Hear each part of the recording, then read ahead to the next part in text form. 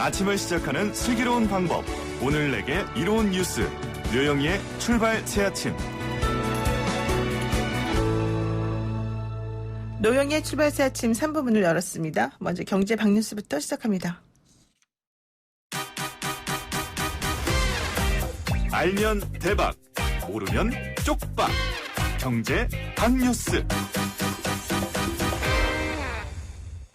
네, 복잡하고 어려운 경제 이야기를 쉽고 재밌게 풀어드리는 시간입니다. 알면 대박, 모르면 쪽박. 경제 박뉴스 참 좋은 경제연구소 이인철 소장 만나겠습니다. 소장님 나와 계시죠? 예, 안녕하세요.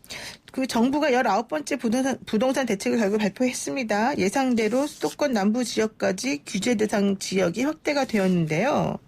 그렇습니다. 이 19번째 부동산 대책의 핵심은 크게 두 가지입니다. 조정 대상 지역을 신규로 지정하고 조정 지역 대상 내 주택담보대출 규제를 강화하겠다라는 건데요. 우선 12.16 대책의 풍선 효과로 최근 가격이 급등한 수원 3구, 권선구, 장안구, 영통구 세 곳을 이 조정 대상 지역으로 추가 지정을 했고요. 또 안양시, 만안구, 의왕시도 함께 조정 지역 대상에 새롭게 추가가 됐습니다. 총 5곳이 핀셋 규제 대상이 됐는데요. 네. 다만 당초 예상했던 수, 용, 성 가운데 수원만 포함이 되고 용인과 성남 지역이 빠져 있습니다. 이들 지역은 기존의 조정 대상 지역에서 한 단계 강화된 투기 과열지구 지정할 거지 하지 않겠느냐라는 관측이었는데 예상이 빗나갔는데요.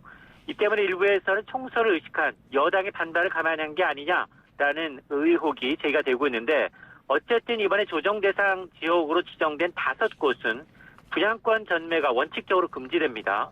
또 1주택 소유자가 주택담보대출을 받아서 제2집을 사려면 2년 이내 기존 주택을 처분해야 할 뿐만 아니라 신규 주택으로 전입해야만 가능합니다. 그렇군요. 근데 대출 규제도 더 강화된다면서요? 그렇습니다. 여보세요? 조정 지역 내 대출 규제가 한층 강화됩니다. 네, 3월 1일부터인데요. 조정지역 대상의 주택담보 인정 비율 기존의 60%에서 50%로 낮아지고요. 또 9억 원을 초과하는 분에 대해서는 30%로 절반 이하로 더 낮춘 방식으로 주택대출을 옥죄게 됩니다. 네. 예를 들어서 지금 소장님 연결 상태가 좀 좋지 않아서요. 다시 한번 연결을 해야 될 것 같습니다. 일단 그 동안에 저희 그 스텝이 연결하는 동안에 한번 정리를 해보죠. 정부가 19번째 부동산 대책을 발표를 했는데 이게 수도권 남부 지역까지 규제 대상 지역을 확대를 했다. 이때 보는 게 조정 대상 지역이 되면 그 주택담보대출 비율을 50%로 제한하고 총 부채 상환 비율은 50%또 역시 마찬가지로 적용하고요. 그 다음에 뭐 다주택자 양도소득세 중과하는 등의 여러 가지 방안이 마련돼 있다 이런 얘기인데요. 대출 규제도 더 강화가 돼서 시가 9억 원 초과 주택은 대출 한도가 대폭 줄어든다. 이제 이 얘기를 지금 하다가 얘기가 됐는데 연결됐으니까 한번 다시 여쭤보겠습니다. 그 소장님? 네. 예. 그 대출 규제가 강화되면서 시가 9억 원을 넘는 주택에 대한 대출 한도가 더욱 줄어든다. 지금 이 얘기를 하다가 말았거든요, 우리가. 그렇습니다. 3월 2일부터 적용이 되는데요. 9억 원 추가분에 대해서는 30%로 주택담보 인정 비율이 더 낮아집니다. 예를 들어서 기존의 조정 대상 지역이던 수원 8달구에 10억 원짜리 아파트를 샀다면 현재는 주택담보 인정비율 60%가 적용이 되니까 10억 원에 60%, 6억 원까지 대출이 가능했습니다. 하지만 다음 달부터는 대출 한도는 4억 8천만 원까지만 드릴 수 있습니다. 그 이유는 9억 원 이하는 LTV 50%가 적용이 돼서 5, 9, 45, 4억 5천만 원, 또 9억 원 이상 1억 원에 대해서는 LTV 30%, 3천만 원까지만 대출이 돼서 총 대출 가능 금액은 4억 8천만 원. 네, 대출 금액이 지금보다 20%가량 줄어들어서 그만큼 본인 부담금이 늘어나는 구조입니다. 그렇군요. 지금 돈이 있어야지 집을 산다. 결국 이제 이렇게 볼 수밖에 없는데, 어쨌든 문제는 시장에 지금 돈이 너무 많이 풀려있다. 이런 얘기도 나오더라고요. 맞습니다. 단기적으로 투기 수요를 차단해서 이들 지역의 경우 집값 상승세를 막는 효과는 기대가 됩니다. 이 해당 지역의 매수세는 주춤해질 수 있고 집값 상승세가 다소 누그러질 수 있습니다. 또 분양시장 역시 이 청약과 대출 규제가 강화되다 보니까 실수요자 위주로 재편될 가능성이 높죠. 다만 당초 예상보다도 규제 지역이 용인과 성남이 빠져 있고요. 무엇보다도 집값 안정을 위한 근본 대책인 공급은 아예 없습니다. 여기다 1,100조 원에 달하는 막대한 유동성을 분산하는 방안도 담겨져 있지 않은데요. 때문에 이번 대책으로 또 다른 풍선 효과, 규제를 피해서 수요가 다른 쪽으로 몰리는 이 풍선 효과를 배제할 수 없는데요. 두더지 게임처럼 한쪽이 튀어오르면 그것만 가격하고 또 다른 쪽으로 튀어오르는 현상이 반복되고 있고 그 시기도 점점 짧아지고 있다라는 점에서 이 집값 안정을 위한 이 부동자금, 이 부동산 이외의 유동자금을 어떻게 좀 다른 자산을 유도할지 또 공급 확대와 같은 이 실효성 있는 대책이 절실합니다. 네. 그리고 또 소득 격차는 줄었는데 자영업자 소득이 5분기 연속 줄어들고 있다. 이렇게 안 좋은 소식이 들어옵니다. 그렇습니다. 지난해 정부 재정으로 만든 노인 일자리가 60만 개가 넘습니다. 이 일자리 혜택을 받는 소득 하위 20% 계층의 근로소득은 모처럼 늘었습니다.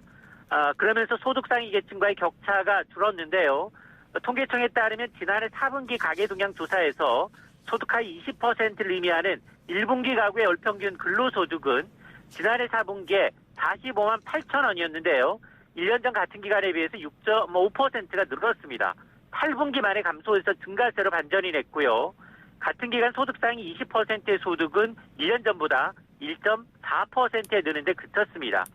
상위 계층보다 하위 계층의 소득 상승률이 더 커지면서 소득 격차가 줄었는데 문제는 자영업자의 몰락입니다. 사업으로 버는 소득이 감소 추이가 지속이 되면서 자영업자의 경우는 5분기 연속 역대 최장기 적자를 기록하고 있다. 더 큰 문제는 코로나19로 인해서 내수가 더 위축되고 있기 때문에 자영업자들의 이런 위기는 더 지속될 가능성이 높아졌다라는 점입니다. 네.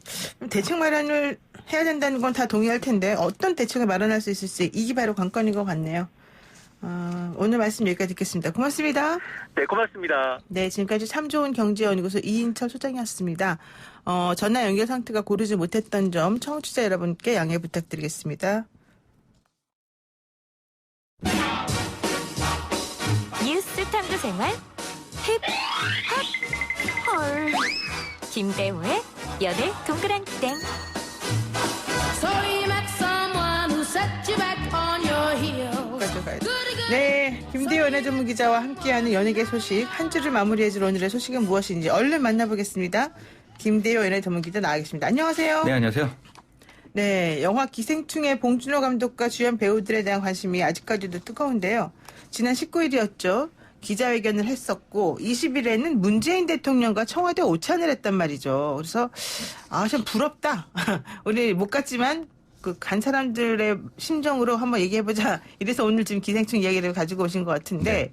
기자회견 자리에서 밝은 기생충 팀이 꼽은 세계적 인기 요인이 뭔지 또 실제 그것도 정말 우리가 공감할 만한 상황이 있었던 건지 한번 여쭤보고 싶어요. 우선 세계적 인기 요인으로는 뭘 꼽던가요?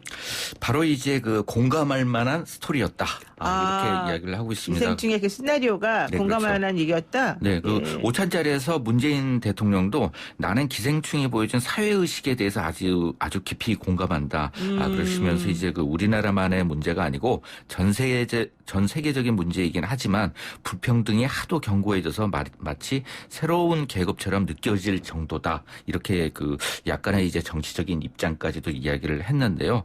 바로 이 기생충의 세계적인 관심을 불러일으킨 주제의식이 네. 바로 이제 그 공감할 만한 스토리였고 여기에는 이제 그 사회 극과 극에 위치한 두 집단의 시비를 갖다 버무려주는 서사를 하고 있는데 단순하게 이제 빈부 격차 문제에 대해서 비판적인 시각만을 갖지 않고 서로 각자의 위치한 속에서 드라마가 있으면서 또 이제 욕망이 차별화된 그런 형태로 해서 나쁘고 좋은 사람, 선과 악이 대비되지 않는 점이 많은 이제 공감을 일으키지 않았나 하는 생각이 듭니다. 그러니까 이제 우리가 어떤 사람을 보더라도 그냥 뼛속까지 나쁜 사람, 뼛속까지 좋은 사람 이기가 어렵잖아요. 그래서 이제 그 예전 넘버3에서 그 한석규 씨가 그런 얘기를 했잖아요. 이 세상의 사람에 대해서는 나는 49%가 착하면 나쁜 사람인 거고 51%가 착한 사람이면 그 착한 사람이다라고 이야기를 하고 있는데요. 마찬가지로 우리나라를 비롯해가지고 뭐 인간에 대해서 평가할 때 그렇게 딱 대비되지 않지 않나 하는 생각이 들어요. 그리고 이제 기생충에서 나오는 캐릭터들 역시 나름의 이유가 있는 그런 삶을 살고 있고 그다음에 또 어떻게 본다면 이 영화 같은 경우에 강한 비판 의식을 담았다면 일부에서는 굉장히 격렬한 박수를 받았겠지만 그 상대편에서는 굉장히 뭐 냉소적인 시각을 갖지 않았을까 하는 생각이 들어요. 그리고 또 이 작품이 한국의 대기업 그리고 영화 독과점을 행사하고 있는 기업에 의해서 배급이 이루어지고 제작이 이루어졌기 때문에 그런 측면에서 또 강대국이라고 할 수 있는 미국의 이 평단이나 아니면 또 관객들에게 널리 호소할 수 있었던 부분은 그들에 대해서도 조금 이해의 시각을 담고 있었다라는 게 포인트이지 않을까 하는 생각이 듭니다. 지금 그 기생충 각본을 집필하신 분이 한진원 작가 아닙니까? 네. 이분은 선과 악의 대립이 없다 이렇게 얘기를 하는 것 같은데 왜 그렇다는 거예요? 그러니까 이제 그 조금 전에도 말씀드렸지만은 이 캐릭터들과 각자만의 드라마가 있고 욕망에 따라 살아가는 이유가 있다고 설명을 했습니다. 그러면서 그런 문제 의식을 바탕으로 해서 만들어졌기 때문에 또 이제 그 대립으로 흘러가지 않았다는 측면에서 굉장히 이 많은 사랑을 받지 않았나 이렇게 그 한 작가 같은 경우에는 평가를 하고 있습니다. 그 사실은 제가 그 드라마 작가반을 좀 높은 단계까지 다 공부를 했는데 거기서 알려주는 게 이제 주인공과 그 주인공에 대비되는 그런 인물을 만들어내서 둘 간의 갈등을 계속 야기시키다가 문제를 주인공이 해결하게 만드는 거. 그게 이제 기본 구조잖아요. 근데 이 기생충은 사실 그런 구조가 아주 일반적인 구조가 이 플롯에 들어있지 않기 때문에 아마 그걸 보면서 좀 약간 신선하다 내지는 어떤 방향으로 흘러갈지 모르겠다 그러면서 또 짠하게 다 이해가 된다 막 이런 느낌이 있을 것 같아요. 그러나 저도 이제 그 문예창작학을 전공했지만 가장 어려운 측면이 바로 이제 착한 사람, 나쁜 사람의 구도 없이 모두 다 착하거나 모두 나쁘거나 또 때때로 나쁘거나 알 수 없는 그렇게 썼을 때 작품에 대한 평가가 좋고 그다음에 또 약간 이제 그 비판을 하는 비평 쪽에 있으신 분은 평가하기가 어렵지만 굉장히 좋은 작품으로 평가받는 그런 경우들이 많은 것 같아요. 그렇죠. 자, 그러면 좋습니다. 이제 추후 계획에 대한 관심도 또 뜨거울 텐데요. 먼저 봉준호 감독은 다음 작을 뭘 하겠다 이런 얘기가 있습니까? 네, 그 봉준호 감독이 지난 2월 16일 날 인천공항을 통해서 귀국을 하면서 차기작에 대한 질문을 받았는데 이것에 대해서 조금 실수를 한 것 같아요. 그래요? 너무 많은 얘기를 했어요. 그래서 이제 많은 얘기를 했다고 하지만 듣는 사람은 저게 뭐지라고 하지만 영화 관계자들은 너무 많은 얘기를 한 것 같다. 제가 무슨 말하면 어떻게 할 것인가? 네, 근데 이제 봉준호 감독은 서울 도심에서 벌어지는 공포스러운 상황을 다룬 영화를 준비하는 게 하나가 있고 또 지난 2016년 런던에서 일어났던 실제 사건을 바탕으로 해 시나리오를 준비하고 있다. 여기까지 딱인데 벌써부터 관심이 쏟아지고 있고 옆에 있던 이제 이 제작자 같은 경우에는 여기까지만 해라. 그래서 말하면 안 된다. 네, 그렇게 이야기를 하고 있습니다. 그렇군요. 지금 이미 그렇게 구체적으로 내용이 나온 걸 보니까는 언제쯤 배급해야 되겠다, 만들겠다 이것도 나올 것 같은데요. 예, 제가 좀 그 웃음 표현을 쓰자면 짜파구리하고 제시카송의 열기가 식었을 때쯤 이 두 편의 작품이 드디어 이제 뚜껑이 조금씩 열리지 않을까 하는 생각이 들어요. 그래서 이제 어떻게 본다면 봉준호 감독 같은 경우에 충무로 영화 시스템에서 벗어나서 헐리우드라는 이제 세계적인 영화 시스템에 편입이 됐다고 할 수 있겠는데요. 한 예를 제가 좀 설명드릴게요. 그 반지의 제왕 같은 경우에 10분을 받느냐 사전에 20분을 받느냐에 따라서 그 배급 비용이 달라집니다. 왜요? 더 많은 정보를 얻었기 때문에 너는 돈을 더 많이 내라. 이런 경우가 있기 때문에 이번에도 이제 정보를 최대한 아끼면서 하겠지만 이 정도 그 정보를 제공했기 때문에 입도선매가 이루어지지 않을까 하는 생각이 듭니다. 지금 그러면은 기생충을 만드는데 얼마나 걸렸어요? 한 2년 정도 걸리셨죠. 그러면은 봉준호 감독 시나리오까지는 더 많은 시간이 걸렸고요. 이번 작품을 이제 만들어서 우리에게 선보이기까지는 한 1년에서 1년 반 정도 있으면 되겠네요. 그것도 이제 기대를 안 해주는 게 이 작품의 어떤 호기심을 불러일으키는데 대단히 도움이 되지 않을까 하는 생각이 듭니다. 근데 아예 그냥 모른다. 네. 모르는 셈 있다가 나중에 뜻밖의 선물을 받아라. 이런 얘기네요. 자, 좋습니다. 배우들의 헐리우드 진출도 관심이 있는데요. 송강호 씨가 국내에서라도 일이 있었으면 좋겠다. 나 13개월째 일이 없다. 이렇게 얘기했다는데 맞아요? 정말? 네, 송강호 씨가 헐리우드 러브콜에 대해서 아주 재치있게 대답을 했는데요. 이 헐리우드가 아니라 국내에서라도 일이 좀 있었으면 좋겠다. 마지막 촬영을 한 게 작년 1월이다.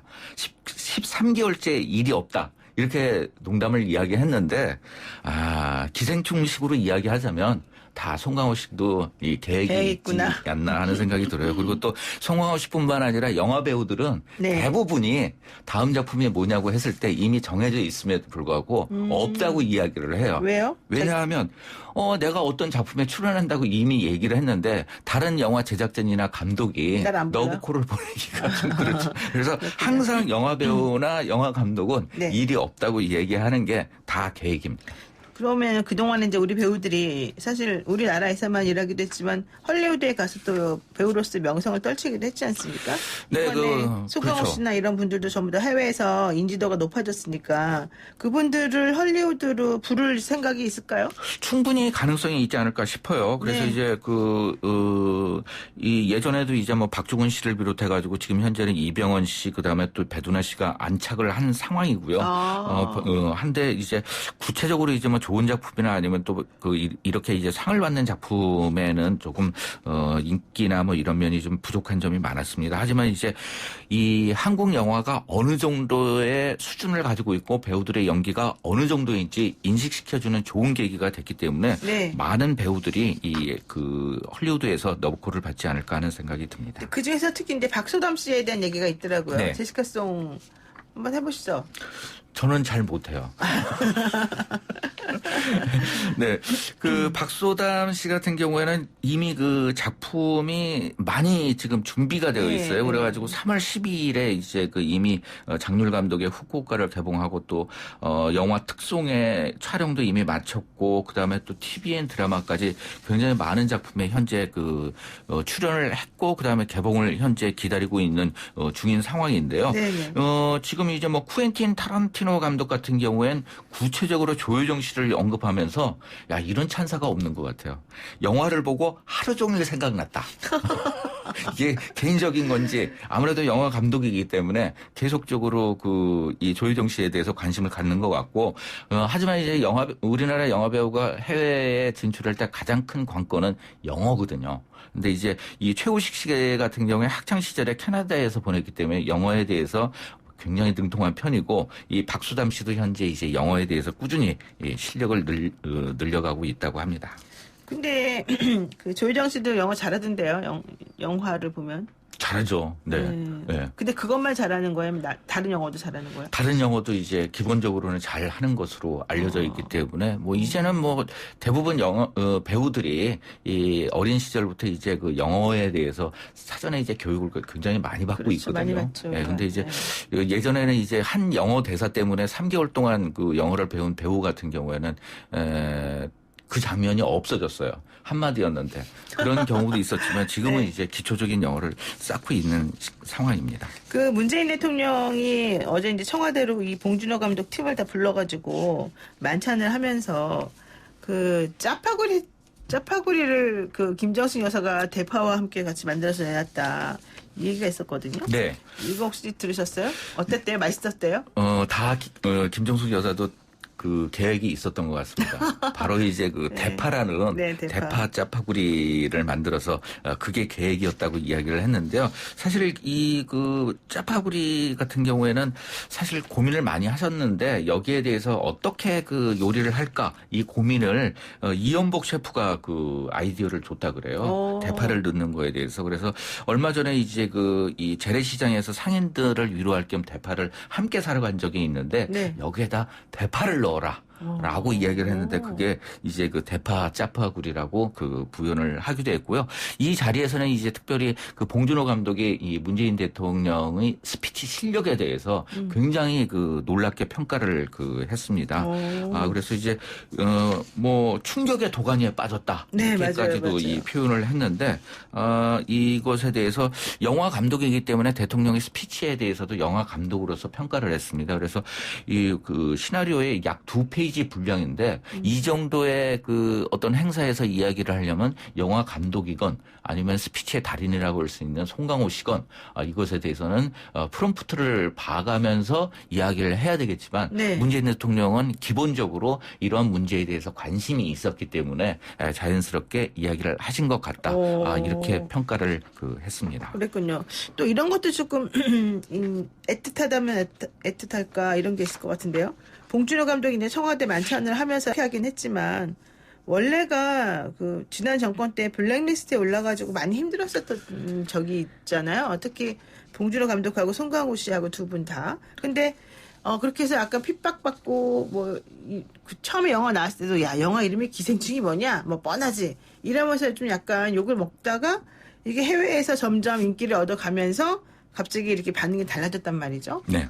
이런 것들에 대해서 어떤 해완이나 느낌이라던가 이런 게 있을 것 같아요. 사실 이제 봉준호 감독 같은 경우에 블랙리스트에 이 봉준호 감독의 이름을 올려놨던 전 정권구 같은 경우에 굉장히 불편한 그 존재였죠. 그렇죠. 해외에서 인정받고 있고 그다음에 또 국내에서 사랑받는 감독이기 때문에 이 상당히 그 어려움이 컸었던 불편한 존재였었죠. 그리고 실제적으로 이러한 그 정치적인 낙인 이런 부분들이 영화를 만들고 예술을 하는 데 있어서 굉장히 걸림돌이고 하나의 그 짐처럼 작용하기 때문에 굉장히 뭐 전과자 이상의 그런 이제 낙인이지 않았을까 하는 생각이 듭니다. 그런 와중에도 이제 어떻게 본다면 이제 그 빈부격차라는 문제를 자신만의 이제 블랙 코미디로서 풀어낼 수 있었던 그런 자신감이 바로 이제 봉준호 감독의 장점이지 않을까 싶습니다. 좋습니다.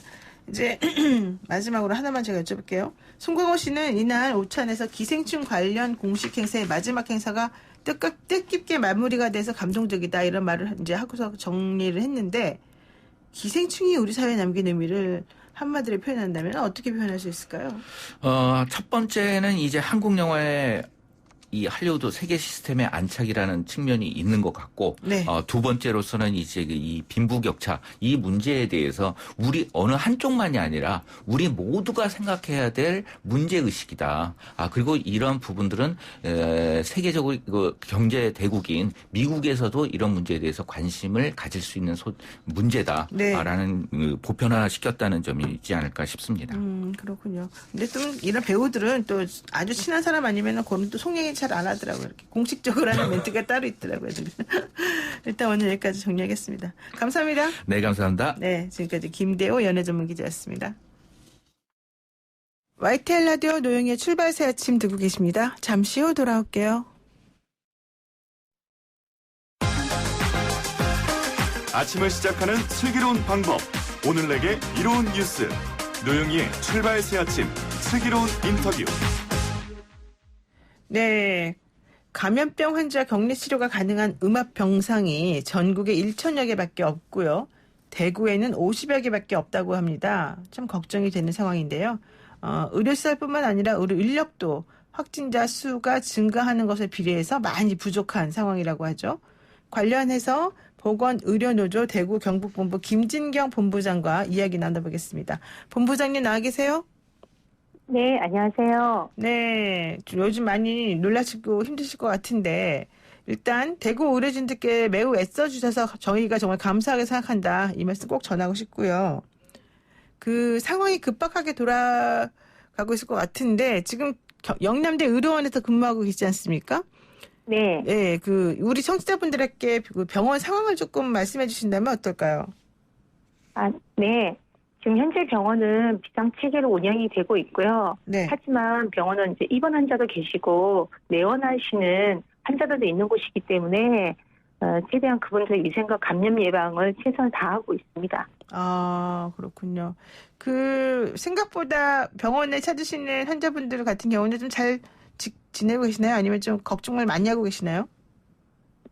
네. 요즘 이제 보도라든가, 안전 수칙에 대해서 굉장히 이제 신경 많이 쓰시기 때문에 오시는 내원 환자들이 마스크를 잘 쓰고 계시고 위생에 굉장히 철저하게 하시기 때문에 하지만 불안해하시고 환자가 굉장히 급속도로 응급이 아니면은 지금 현재는 많이 내원을 안 하시고 계시기 때문에 지금 환자는 급속도로 좀 떨어져 있습니다. 그렇군요. 지금 대구 코로나 19 확진자 수가 늘어나면서 의료 인력이 매우 부족할 것 같아요. 상황은 어때요?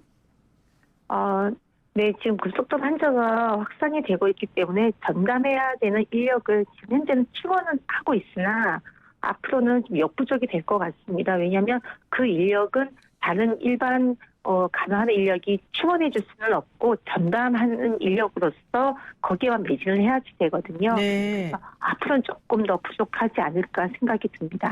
그러면은 그 코로나19 관련해서 수가 많아지면 많아질수록 이 병원에 왔던 정상적인 다른 병으로 오신 분들에 대해서 좀 소홀해질 수도 있다. 이렇게도 볼 수 있어요? 네, 앞으로는 그래질 수도 있겠지만은 지금 현재는 그렇게 해서는 절대 안 되기 때문에 네. 이제 저희는 3차 의료기관이기 때문에 환자 그리고 중증 환자들이 계시기 때문에 이 환자들에 대한 간호와 그리고 의료에 대해서 항상 신경 써야 되기 때문에 지금 그런 일이 발생되지 않도록 지금 현재 인력을 지금 충분하게 배치해서 지금 하고 있습니다. 네, 그렇군요. 그리고 또 이제 코로나19에 관련된 치료제가 완벽하게 개발되지 지금 않은 상태거든요. 근데 이런 상태에서 환자들이 내가 병원에 있다고 해서 치료를 받을 수 있는 건지 완치가 되는 건지 상당히 걱정을 할 것 같은데, 게다가 의료진들의 또 걱정도 있을 수가 있지 않겠습니까? 내가 또 전염되는 거 아닌가 이렇게. 어떻습니까? 이 환자들이 느끼는 정서적 두려움, 또 의료진이 느끼는 두려움 어떻습니까? 네, 양쪽 다 지금 현재 아주 저희도 두려움이 크거든요. 네. 저희 스스로도 지금 두려움이 크기 때문에 저희 이제 직원 수칙 그리고 환자 수칙하면서 거의 매일 이제 실시간으로 환자들한테 그런 문제들을 알려내고 수칙을 지켜야 된다. 그리고 자기의 감염과 그리고 안전을 위해서 이렇게 저희는 하고 있다라는 것을 말씀을 드리고 저희 스스로도 환자로부터 안전을 보여야 되고 환자도 의료진으로부터 안전을 할 수 있도록 항상 그 부분에 대해서 신경을 쓰고 있고 서로 말은 하지 않지만 그 불안함이 아주 큽니다. 지금 현재 대부분은요. 지금 의료 병원 내 환경도 그렇고 병원 밖의 환경도 지금 그렇기 때문에 네. 서로 간에 그 두려움 속에서 하지만 그 두려움이 불신으로 가서는 안 되기 때문에 항상 서로에게 존중을 하고 그걸 믿고 지금 따르고 있습니다. 그러니까 두려움이 큰 건 어쩔 수 없는 부분이니까 일단 네. 솔직하게 말을 하고 그렇지만 너무 걱정하지 말아라. 우리가 열심히 하고 네. 있다. 이렇게 안심을 시킨다는 거죠. 네. 31번 대구 60세 여성 환자의 진료 거부 난동 이 얘기가 나왔어요. 그러면서 전부 다들 아니 왜 진료도 안 받고 사람들에게 전파만 시키냐 이래서 화를 냈는데 알고 봤더니 이게 가짜 뉴스였다. 난동까지는 아니었다. 네. 그렇지만 환자도 마음이 불안하고 그러니까 힘든 상황에서 조금 그랬던 거다. 뭐 이런 얘기 나오는데 맞습니까? 저희도 그렇게 알고 있습니다. 그렇고요. 그리고 저희 뭐 환자들이나 계시는 분들도 이 부분에 대해서 굉장히 지금 현재 핸드폰에 나오는 그 가짜 뉴스에 대해서 신경 많이 쓰고 있는데 그것이 아니라는 것을 저희도 계속 알려드리고 있고 그리고 환자를 뭐 진료를 거부하거나 요즘 환자들은 그런 경우는 잘 없습니다. 환자가 진료를 하지 않을 때는 본인의 명확한 입장을 밝히고요. 환자들도 하지 않는 거에 대해서 왜냐하면 그거는 본인의 또 존중을 또 해줘야 되는 부분이기 때문에 그리고 의료진은 또 왜 해야 되는지 타당성을 충분하게 설명을 하기 때문에 네. 크게 거기에 대한 충돌은 없습니다. 그렇군요. 지금 보니까는 어쨌든 이런 얘기 나오고 나니까 국회에서 이 코로나 특위 관련해서 법안을 일단 법사위 수준에서는 통과시킨 게 있어요.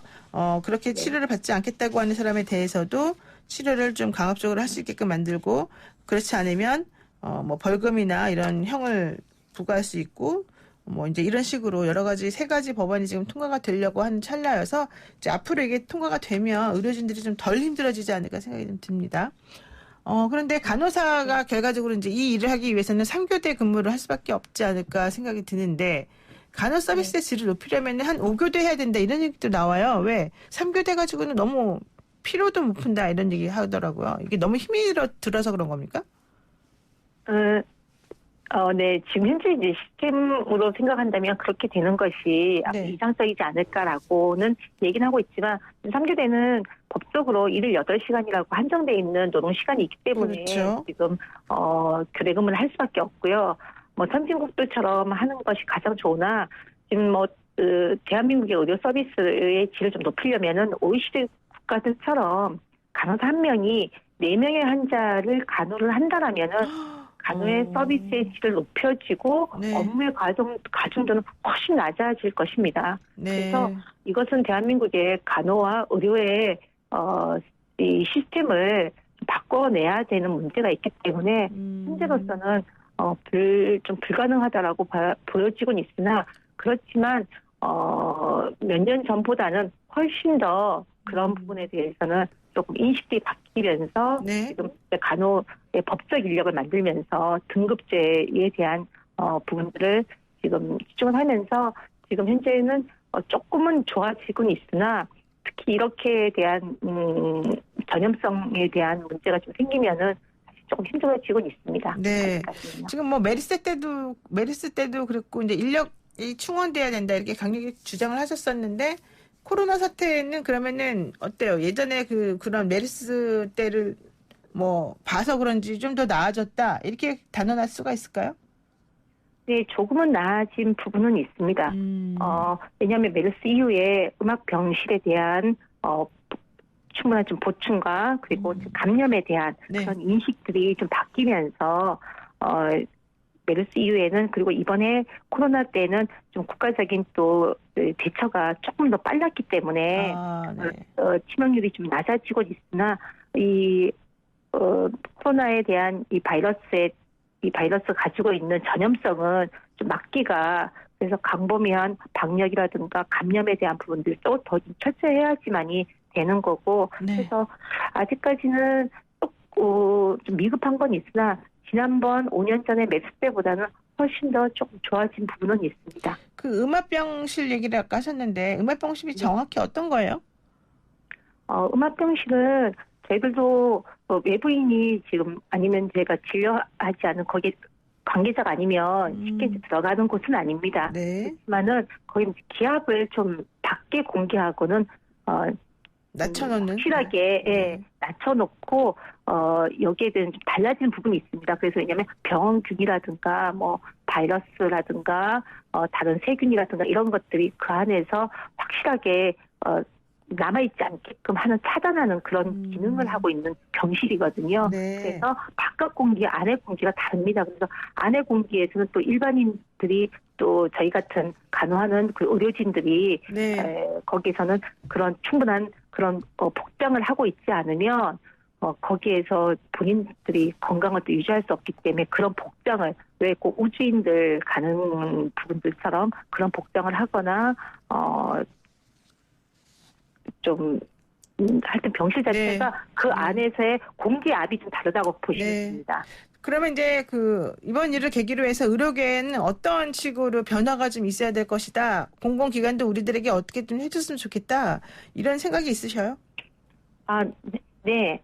사실 저희 의료기관은 3차이기도 하지만 3차 기관에 대한 쏠림 현상이 있어서 환자들도 불안한 감이 있어서 네. 대학병원들, 종합병원을 찾아오는 경우가 있습니다. 그래서 선별 진료소가 굉장히 혼잡하기도 하기 때문에 저는 의료기관이라든가 공공에서 1차 의원이나 종합병원이나 그리고 상급 종합병원 이렇게 나눠져 있는데 이 의료기관들의 협조가 그리고 또 의료의 정책이 확보되지 않으면 항상 쏠림 현상이 있어서 조금의 열이 나고 몸에 이상이 있으면 의사가 확보되어 있는 대학병원을 가야 된다라고 네. 하는 수술이 있기 때문에 이것을 조금 더 안정화시키려면은 그런 의료의 혼란을 좀 없애려면은 여기에 대한 의료의 협조가 좀 명확하게 있어야 되고 이것은 의료에 대한 정책 문제 그리고 의료기관들 그리고 공공기관 그 공공기관에 대한 좀 확대가 있어야지 되는 거지.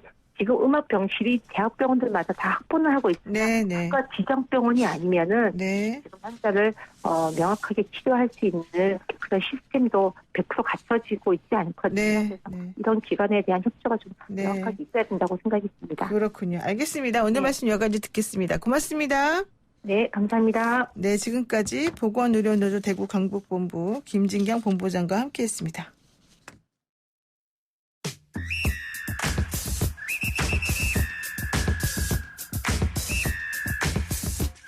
영희와 함께하는 슬기로운 출근길 노영희의 출발 새 아침은 청취자 여러분들과 함께 만들어갑니다. 짧은 문자 50원, 긴 문자 100원에 유료 문자 샵 0945, 우물정 0945로 문자 보내주시거나 유튜브 보이는 라디오 댓글창, YTN 라디오 어플리케이션 예스를 통해 여러분의 목소리를 들려주세요. FM 94.5MHz YTN 라디오 노영희의 출발 새 아침.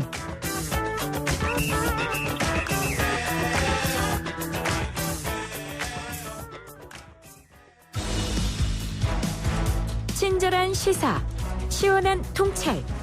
노영희의 출발 새 아침, 슬기로운 인터뷰.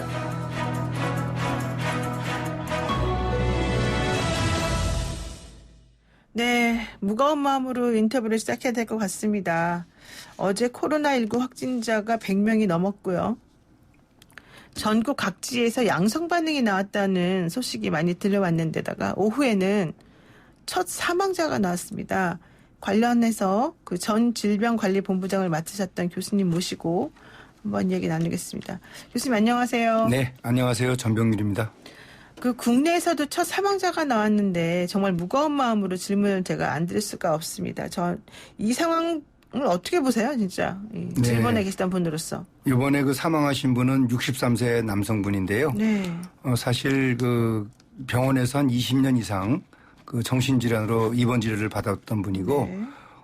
돌아가실 때 체중이 한 45kg 정도 상당히 쇠약한 그런 상태였다고 합니다. 네. 15일 날 발열 증상이 있고 급속히 진행이 되면서 19일 날 결과적으로 폐렴으로 돌아가셨는데, 네. 돌아가신 다음에 이 코로나19에 관련된 그런 확진 건들이 보고가 되면서 의료진들이 검사를 해서 양성으로 판정받은 경우인데요. 어쨌든 간에 국내에 처음으로 발생한 사망 환자이기 때문에 방역당국은 좀 더 신경을 쓰고 특히 이제 노약자, 기저질환자 관리에 만전을 기해야 될 것으로 봅니다. 근데 사실 우리는 잘 되고 있는 줄 알았거든요. 그 방역이나 이런 것들이 외국에서 온 사람도 다 철저하게 격리시키고 또 완치도 다 됐다고 그러고 그러면은 그 사람들이 어디 지역 안에 들어가서 뭐 그렇게 퍼뜨릴 만한 건 없었다고 솔직히 생각을 했는데 왜 이런 일이 벌어지는 거예요? 네, 이제 사실 이제 지역사회 감염이라는 것이 그래서 중요한 건데요. 이 질병 자체가 이제 증상이 경미한 상태로 생활하면서 또 자연적으로 치유가 되는 게 한 뭐 80% 정도가 된다고 그래요. 그래서 우리 주위에 본인이 감염된 사실을 모르는 채 생활하는 분들이 많다는 얘기입니다. 그런 분들이 점점 많아지면서 이 바이러스에 노출될 수 있는 확률이 많아지는 거죠. 이번에 31번 환자는 사실상 그 이전에 어디선가 누구로부터 감염이 된 거예요. 근데 그 감염원을 지금 방역당국이 찾고 있는 과정인데 신천지 교회에서 감염이 됐을 가능성을 상당히 높게 보고 있습니다. 그런 분들과의 접촉을 통해서 감염이 되고 또 특히 이번에는 교회라는 그런 특수한 공간에서 다수의 인원들이 종교활동을 하면서 동시에 감염이 된 그런 상황이라서 그렇게 집단 감염이죠.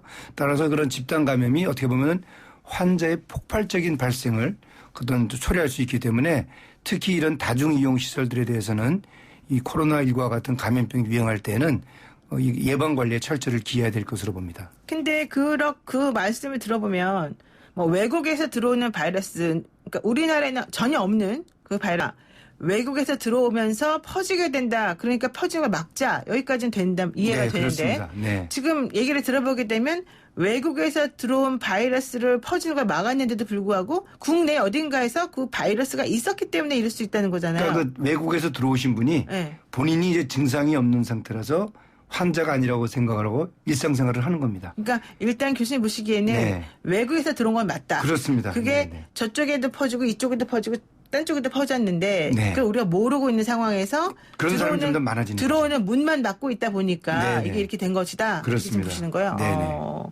근데 그렇게 되면은 안 그래도 이 감염을 막기 위해서는 좀 전방위적으로 여러 단계별로 이거를 막아야 된다고 얘기를 네, 했는데 네. 그동안 우리는 계속 그러면 항공이나 뭐 배나 이런 쪽으로 오는 것만 신경 쓰다 보니까 이쪽이 뚫렸다는 거네요. 뚫린 게 아니고 네. 일단 초기에서 국내에 새로운 환자가 발생하는 걸 막으려면은 네. 해외 유입자들을 통해서 찾아내는 거고 또 그분들이 이제 국내에서 생활할 때 이상 증상 있으면 신고를 하라고 우리가 독려를 하는 겁니다. 네, 네. 그러면서 또 국내 상황은 국내 상황대로 신고가 들어온 분들을 찾아서 그분들을 즉시 격리를 하거나 네. 검사를 해서 확진 판정이 나면 또 접촉자를 찾고 이런 과정들이 계속 반복이 되는 건데 네, 네. 문제는 그 환자가 누구한테 걸렸는지 그걸 모르는 모르죠. 경우. 접촉을 해도. 그걸 모르는 경우는 이미 우리 주위에 그런 증상을 가진 분들이 많이 거주하면서 계속해서 바이러스를 배출하고 있다. 그렇게 이제 보셔야 되는 거죠. 그러니까 이게 그 31번 환자도 그런 식일 수도 있기 때문에 정확히 모르는 거죠. 그렇습니다. 네. 지금 보건당국이 우리가 좀 전에 말했던 그 코로나19 감염 환자 사망, 그 네. 병원에 계시던 네. 그 분에 대해서 이제 사망하고 난 다음에 코로나가 있었다는 거를 발견을 했다는 얘기를 그렇죠. 했는데 네. 그렇다면은 그 사망이 정말 코로나 때문인지 네. 아니면 딴 것 때문에 사망을 했는데 그 사망자가 코로나도 가지고 있었던 건지 네. 이게 명확하게 안 나온 거 아니에요? 일단 이 환자가 15일 날 증상이 이제 발열 증상, 호흡기 증상이 있었습니다. 네. 그리고 또 이제 급속도로 이제 폐렴이 진행이 되면서 호흡곤란 증상이 있었고 결과적으로 호흡 정지 상태. 그래서 호흡이 마비가 돼서 사망을 하신 거죠. 그런데 이제 그 당시 코로나19라는 환자의 그 이런 이 확진이 또 청도병원에서 우연히 있었어요. 네. 그래서 이제 의료진들이 혹시 이분이 그 코로나19로 돌아가신 게 아닌가. 검체를 그래서 채취해서 보건당국으로 하여금 의뢰를 한 거죠. 네. 그래서 이제 확진 판정을 받았기 때문에 이분은 아무래도 이제 15일 날 발열 증상을 감안했을 때 청도병원 내에서 누군가로부터 코로나19에 감염이 됐을 것으로 그렇게 보는 겁니다. 감염이 됐을 것이고 네. 또 그 감염 때문에 죽은 거다 이렇게 그렇습니다. 봐요. 네. 왜? 치료가 제대로 안 됐기 때문에. 아무래도 이제 폐렴에 대한 치료가 적게 제공이 되지 않았고 그로 인해서 이제 호흡 정지 상태가 온 거죠. 네. 그렇군요. 그리고 저는 어제 확진자가 너무 많이 나와가지고요. 네. 깜짝 놀랐는데 앞으로도 그럼 더 많아지나요? 아무래도 이게 종교 활동을 하면서 주위에 있는 많은 분들이 동시에 이 바이러스에 노출이 된 겁니다. 특히 종교 활동을 하는 과정에서 뭐 찬송가를 부른다라든지 또 뭐 이게 또 간증 행위를 한다든지 또는 큰 소리로 이렇게 대화를 한다든지 그러면서 또 이 감염원이 계속 돌아다니게 되면은 계속 바이러스를 배출하면서 많은 사람들에게 전파가 되는 거예요. 그렇죠. 근데 그분들이 또 자기 지역에서 또 다른 사람들을 만납니다. 이 질병의 특징은 증상이 상당히 빨리 나타나고도 그 초기에 바이러스를 많이 배출을 해요. 그래서 초기에 많은 접촉자를 만들어서 그 접촉자가 환자가 됩니다. 네. 세상에. 우리가 막 숙주 역할을 해가지고 여기저기 다니면서 뿌리고 다닌다. 네. 이렇게 볼 수 있는 거죠. 그래서 증상이 있는 분들은 반드시 마스크를 써야 된다. 손 깨끗이 씻어야 된다. 그 얘기를 그래서 반복을 하는 겁니다. 저라도 좀 다시 씻어야 되겠습니다. 근데 그 폐렴 증세로 19일 사망하고 다음날 20일 코로나19 감염 확진을 받은 그분과 관련해서 그렇다면은 앞으로 이런 일이 없게 하기 위해서는 어쨌든 폐렴 환자에 대한 전수조사는 무조건 해야 된다. 그래서 일단 그 병원에 입원하고 있는 환자들 중에서 네. 폐렴 증상으로 입원하고 있는 분들을 이 검체를 채취해서 이 코로나19에 감염이 됐는지를 일단 파악을 해보고 네. 그 파악을 통해서 우리 이 병원에 실제 이 환자들이 있다 없다 그거를 이제 파악하는 것이 중요해요. 네. 그걸 파악을 하면서 이 병이 우리나라에서 현재 아직까지는 병원까지 이 환자들이 없다 내지는 있는데 상당히 적더라 그런 걸 이제 파악하는 거죠. 그렇게 되면 이제 보건당국의 대응이 거기에 따라서 이제 변화가 좀 있을 수 있는 겁니다. 근데 우리 이런 얘기 하지 않습니까? 어르신들은 네. 좀 연세가 드시고 좀 쇠약해진 상태면 보통 이제 돌아가시기 전에 폐렴에 좀 걸리는 경우가 많더라. 네네. 그래서 폐렴이 이제 결과적으로는 해결이 안 되고 이제 사망하시는 경우가 많은데 네. 이제 그런 시스템이라고 한다면 일반적으로 집에서 어르신들과 같이 살거나 모실 때도 폐렴 증상이 보인다라고 했을 때 네. 이걸 그냥 코로나랑 딱 연결시키기가 좀 어렵지 않을까? 일단 싶어요. 처음부터 폐렴이 되는 건 아니니까 처음에는 이제 감기 증상으로 있다가 예. 그 감기 증상이 심해지면서 이제 몸 안에서 각종 이제 세균들이 자라요. 그럼 그 세균이 이제 폐를 공격을 해가지고 폐렴을 일으키는 건데 이 경우는 이제 바이러스가 공격을 하는 겁니다. 그렇기 때문에 연세가 드신 분들 또 기저질환 있는 분들 네. 그런 분들이 이제 감기 증상이 있다.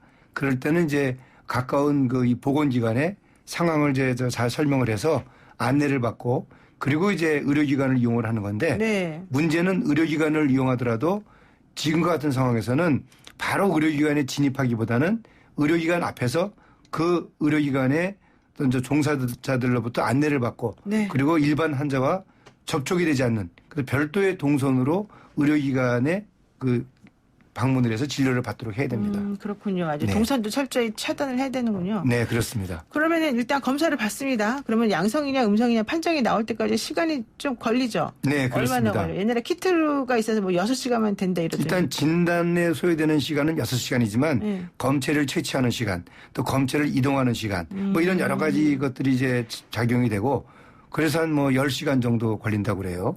또 주말에 또 이게 이런 일이 발생할 때는 또 이런 이송하는 과정도 적절치 않기 때문에 최장 뭐 이틀 정도까지 걸린다 이런 얘기가 있는데 이제 환자분들이 심한 증상이 있어가지고 병원에 와서 검체를 채취한다. 이제 그럴 경우에는 이제 그런 환자들을 일단 격리병동이나 또는 음압병동이 여유가 있으면 그분들을 거기에 이제 격리 조치를 하고요. 네. 또 그렇지 않은 경우에는 환자분들을 이제 자가격리해서 검사 결과가 나올 때까지 그 댁에서 격리된 상태로 이제 대기하도록 하는 그런 안내들이 이루어지고 있죠.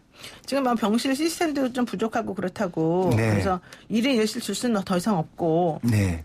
아주 심한 증상 가지신 분들은 그분들끼리 또 약한 증상 가지신 분들끼리 이렇게 방을 나눠놓고 그걸 뭐 코트 병이라고 하네요. 일단 과거에 우리가 신종플루 때도 이제 그런 일을 네, 했습니다. 그렇게 한다고 하던데. 그래서 환자분들이 집중적으로 몰리는 상황에서 음압병동이 일단 부족한 상황이 될 수가 있어요. 그렇다고 해서 음압병동만 고집하게 되면 환자들이 초기에 진료를 받지 못하기 때문에 그렇죠. 별도의 병실에 이분들을 격리해서 진료를 하면 뭐 이렇게 정상적인 그런 진료가 이루어질 수가 있습니다. 그리고 또 인력이 너무 부족할 것 같은데 인력은 어떻게 됩니까? 네, 이번에 보니까 오늘 아침에 정부 당국에서 군 의무 인력 또 공공기관에 종사하는 의무 인력들을 이제 대구 청도 지역에 급파를 해서 그 현장에서의 적절한 의료 활동이 가능하도록 조치를 취했다고 합니다. 네. 아주 상황 빠른 조치였다고 생각을 합니다. 그럼 다행이네요. 네, 그래도. 그렇습니다. 그리고 또 사망하신 이번에 그 첫 번째 사망하신 분이 조현병 환자라고 얘기가 나왔어요. 네. 정신과 보호병동은 감염에 더 취약하다 이렇게 말해도 되나요?